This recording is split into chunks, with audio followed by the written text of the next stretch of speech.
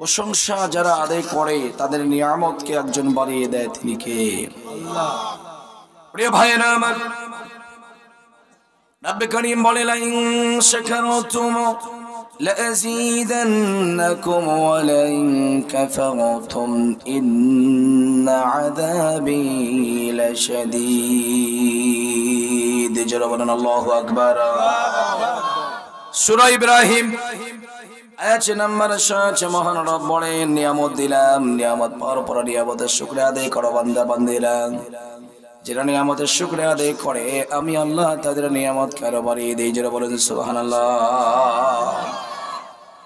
নিয়ামত পাওয়ার পরে যদি কিফলতা করো, গাফলতি করো, নিয়ামতের শুকরিয়া আদায় না করো, আল্লাহ বলেন নিয়ামতগুলো চিনে না হয়। শুধু তাই নয়, কঠিন থেকে কঠিন আযাবের মধ্যে আমার আল্লাহ গ্রেফতার করে দেয়। যেটা বলেন নাউজুবিল্লাহ।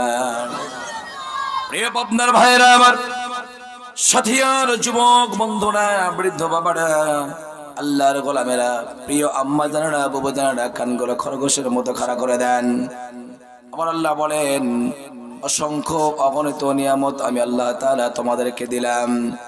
এই নিয়ামতের শুকরিয়া আদায় কি জন্য করবা? কারণ এই নিয়ামতগুলো পৃথিবীর কেউ তোমাদেরকে দেয় নাই, আমি আল্লাহ তোমাদের দিয়েছি। যেটা বলেন সুবহানাল্লাহ।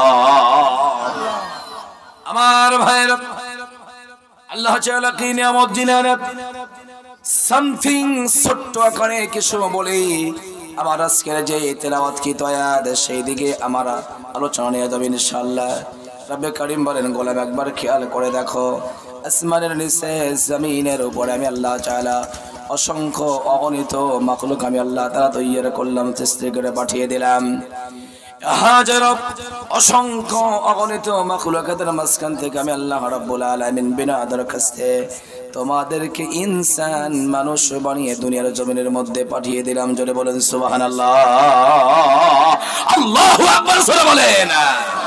প্রিয় ভাইরা, মালিক যদি চাইতেন আমাদেরকে মানুষ না বানিয়ে ভিন্ন কোন মাখলুক, যেমন মনে করেন গরু, ছাগল, ভেড়া, মহিষ, কুকুর, শুকুর, আল্লাহ যদি চাইতেন আমাকে আপনাকে বানাইতে পারতেন কি পারতেন না?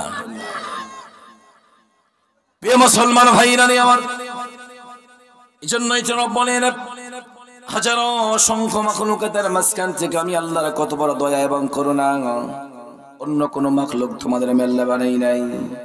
সৃষ্টির সেরা জাতি আশরাফুল মাখলুকাত করে আমি আল্লাহ তাআলা তোমাদেরকে দুনিয়াতে প্রেরণ করেছে, এই জন্য প্রশংসা আদায় করব আমি আল্লাহ। আজকে যদি মানুষের কাতারে আমরা না থাকতে পারতাম, তাহলে সৃষ্টির সেরা জাতি আশরাফুল মাখলুকাত হওয়ার যোগ্যতা আমি আপনি অর্জন করতে পারতাম না। কথা বলেন ঠিক কিনা?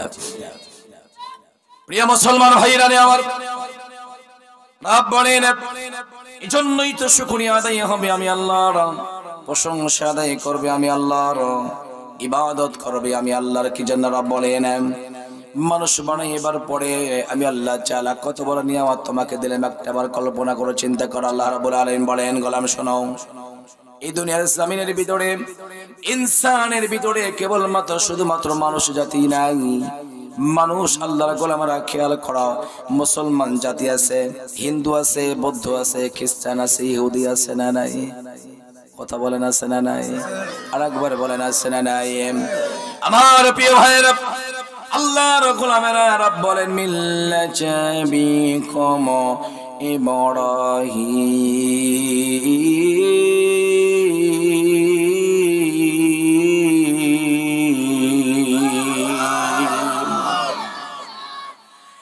মিল্লাতা বিকুম ইব্রাহিম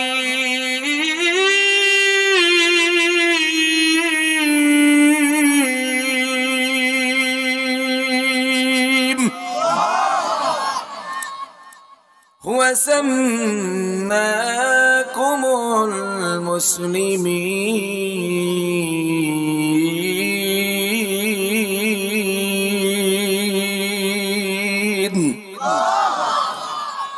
রব বলেন ইব্রাহিমের মিল্লাতে আমাকে আপনাদের সকলকে হিন্দু, বৌদ্ধ, ইহুদি, খ্রিস্টান না বানাইয়া মুসলমানের ঘরে জন্ম দিয়েছেন একজন, চিল্লায় বলেন তিনি কে?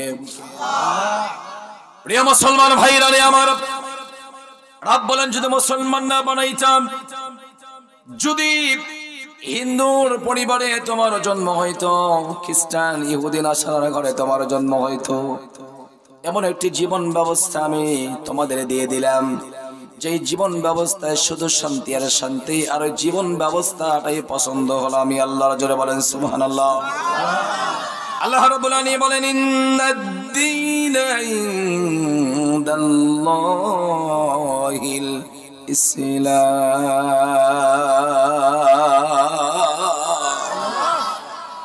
কোরআন দিয়ে যদি আলোচনা হয় বরকত আছে না নাই? কথা বলেন আছে না নাই?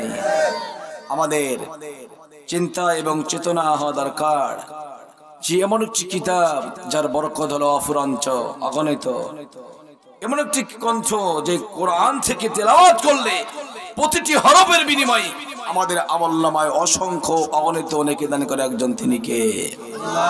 আজকে সেই কোরআন থেকে আলোচনা খুবই কম করা হয়। কথা বলেন ঠিক কিনা? প্রিয় ভাইরা আমার, নবী করিম বলেন ওয়াযাক্কির ফাইন্নায যিকরা তানফাউল মুমিনিন। নবী আমার, কোরআন দিয়ে মানুষকে নসিহত করুন। কোরআনের বরকতে অচিরেই মুমিনদের উপকার হইবে, মুমিনরা আল্লাহর দিকে হাফিজ হয়ে যাবে। সুবহানাল্লাহ বলেন। এই কোরআন থেকে যদি সামথিং সময় আলোচনা করে থাকবেন তো ইনশাআল্লাহ আপনারা, আল্লাহ তাআলা যেন আমাদের কবুল করে, যেন বলেন আল্লাহুম্মা আমিন। প্রিয় মুসলমান ভাইরা আমার, কাল্লা গনাব বলেন আমি তোমাদেরকে মুসলমান বানাইলাম বিনা দরখাস্তে, কেউ আমার কাছে দরখাস্ত করো নাই। আমি আল্লাহ তাআলা বিনা দরখাস্তে তোমাদেরকে মুসলমানের ঘরে জন্ম দিয়ে দিলাম। জীবন ব্যবস্থা একটি মাত্র ইসলাম ধর্ম আমার কাছে প্রিয় পছন্দনীয়। ওই ইসলাম ধর্মে আমি আল্লাহ তাআলা তোমাদেরকে কবুল করেছি। জোরে বলেন সুবহানাল্লাহ। আরো সামনে এগিয়ে যাও হোক ভাইরা আমার।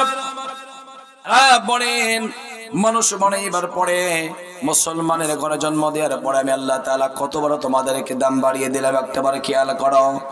আজকে আমাদের ইসলামের প্রতি আমাদের ভালোবাসা নাই, ইসলাম সম্পর্কে আমাদের কোন আদর্শ জানা নাই, ইসলামের জ্ঞান আমাদের ভিতরে অর্জন করা নেই। প্রিয় ভাইরা আমার, আল্লাহ রাব্বুল আলামিন বলেন গোলাম একবার খেয়াল করে দেখো, এমন একজন নবীর উম্মত করে আমি আল্লাহ তোমাদের দুনিয়ার জমিনের মধ্যে প্রেরণ করলাম, যেই নবীর উম্মত হওয়ার জন্য অন্য নবীরা পর্যন্ত আল্লাহর কাছে প্রার্থনা করেছিল। জোরে বলেন না সুবহানাল্লাহ।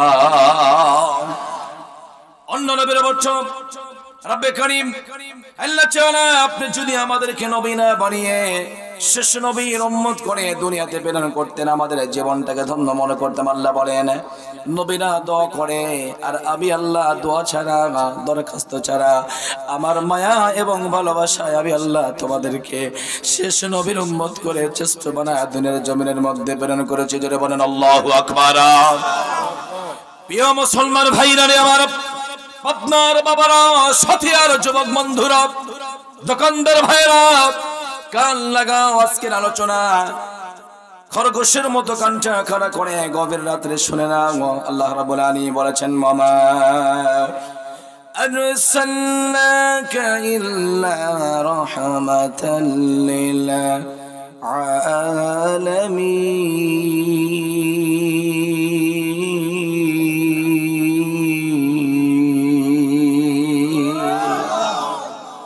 আপনাদের উপস্থিতি বোঝায় যে কয়েকজন বসে আছেন, যদি ইখলাস ওরা দিল নিয়ে এখান থেকে আল্লাহর নামে ধরে দিয়ে দেন, আমারও যেন মনে হয় অবস্থা এর চেয়েও দ্বিগুণ হতে পারে কি পারে না, পারে কি পারে না।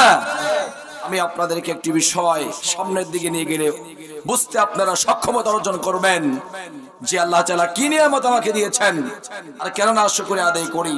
যদি আমি আপনার নিয়ামতের শুকরিয়া আদায় করি, মৃত্যুর আগ মুহূর্ত পর্যন্ত আল্লাহ তাআলা নিয়ামতকে বাড়ায় দিতে আমার আল্লাহ পারে কি পারে না।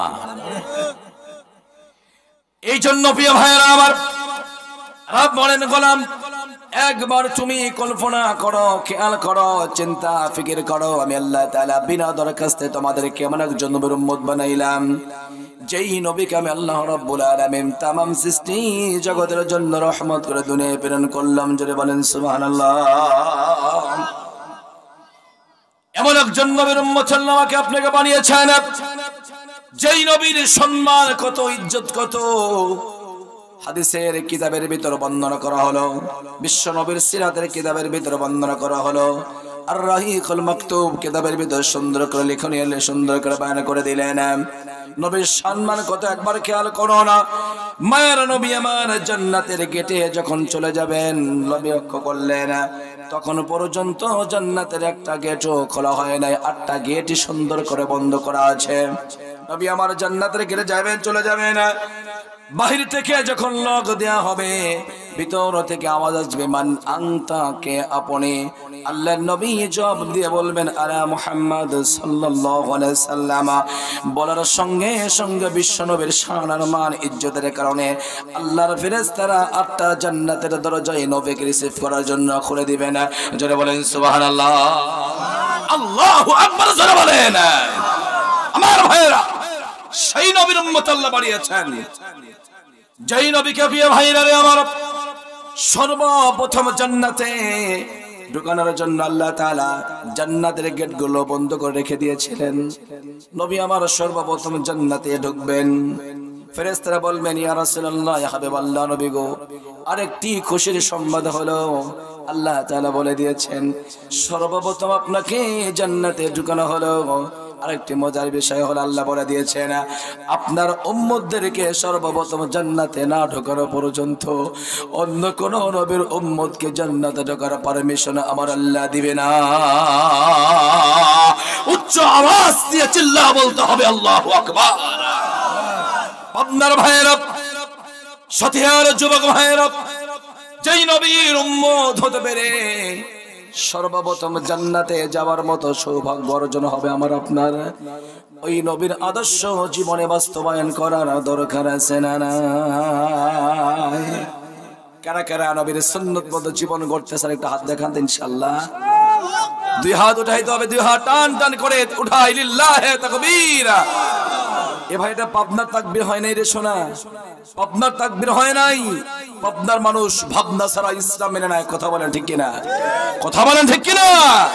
সামি'না ওয়া আতা'না, শুনলাম, মেনে নিলাম। পাবনা থেকে আমার মনে হয় ইসলামের ঝান্ডা নিয়ে যুবক তরুণরা বের হয়ে যাবে। আমার মনে হয় যদি কোনোদিন বাংলার জমিনে ইসলাম কায়েম হয়ে যায়, পাবনার জমিন থেকে আগে যুবকরা ময়দানে বের হয়ে যাবে। কথা বলেন ঠিক কিনা? এই জন্য একটাবার কণ্ঠজার করে গভীর রাত্রে আল্লাহর নামে স্লোগান দিয়ে আকাশ বাতাসকে তোলপাড় করে দেই। আর যারা বাহিরে আছে ওদেরকে আমরা রিসিভ করার জন্য সুস্বাগতম, আহলান সাহলান মারহাবা দিয়ে বুঝাই, আসো বসো, আগামী কাল কিন্তু আর এই জান্নাতের মেলা পাইবা না, ঢোকো বসো, আল্লাহর কাছে দোয়া হবে আল্লাহ যেন আমাদের গুনাহগুলো মাফ নিয়ে বাড়ি ফেরার তৌফিক দেয়। জোরে বলা যায় না আমিন? আরো জোরে বলা যায় না আমিন? তাহলে দেখি কেমন পারেন আপনারা আল্লাহর নামটা বলতে। হাত নামান কেন? হাত লেগে গেছে? হাত লেগে গেছে? এই শোনা, দুই হাত উঠাও রে, আরো টান টান করো, টান, লিল্লাহে তাকবীর। পিছনে তো যুবকের সংখ্যা কম, তোমাদের আওয়াজ কম হবে কেন? এই ধরো, তোমার জবান তো তোমার কোন নেতা দেয় নাই, আম্মা দেয় নাই, কেউ দেয় নাই, আল্লাহ দিয়েছে। সে আল্লাহর নামটা আর একটা বার পড়ছি, লিল্লাহে তাকবীর, নারে তাকবীর। খুশি হলেন কে? আরো জোরে বলেন কে? খুশি যদি আল্লাহ কি করতে চাই, আরেকজন বেজার হয়, তিনি কি আছে না নাই? মিস্টার শয়তান, ও তো চায় বনি আদমের জবান দিয়ে আল্লাহর নামটা বের না হোক। চিন্তাই হলো কেমন করে বনি আদমকে জাহান্নামে নেওয়া যায়, ওটাই ফিকির। এই জন্য দেখেন না, মনে করেছেন ওরা এমনি এমনি আছে, ওদের রগে রগে ধোকা দিয়ে বোকা বানাইতেছে। যাস না, থাক না, একটু চা পান কর, চানাচুর খেন, এই কর সেই কর। আল্লাহ তুমি আমার প্রিয় মুসলমানদেরকে বুঝে সব কিছু পরিহার করে মাহফিলে এসে বসা তৌফিক দাও। আরেকবার চল্লা বলেন আল্লাহুম্মা আমিন।